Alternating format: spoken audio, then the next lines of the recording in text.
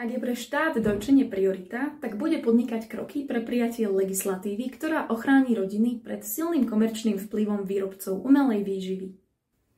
Zavedie program nemocníc priateľských k deťom ako štandard starostlivosti o dojčiace ženy a deti v nemocniciach.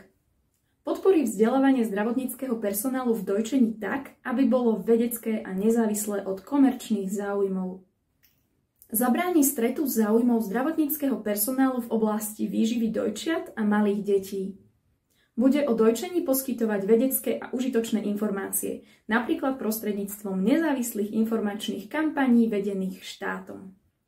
Bude zbierať potrebné dáta o dojčení, ktoré sú požadované Svetovou zdravotníckou organizáciou. Bez týchto údajov nie je možné vytvárať potrebné opatrenia na podporu dojčenia a ani ich účinnosť vyhodnocovať. Štát by mal dať pokyn, aby zdravotníci a zdravotníčky, pôrodnice, pediatri a pediatričky a príslušné profesné organizácie odmietli financovanie od výrobcov umelého mlieka.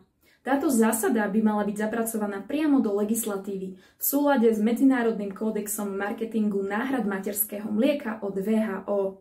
Štát by mal udržať rodičovskú dovolenku na úrovni 3 rokov s dôstojným finančným krytím.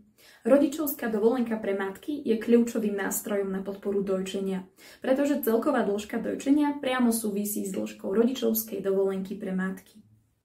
Ministerstvo zdravotníctva by malo stanoviť štandardizované odporúčania a metodické pokyny pre podporu dojčenia, ktoré budú záväzné pre všetky pôrodnice a pediatrické ambulancie.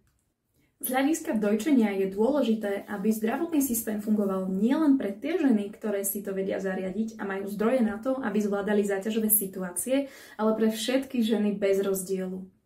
Ak je dojčenie priorita, musí sa to prejaviť aj v konkrétnych politických krokoch, ktoré už celé 10 ročia chýbajú.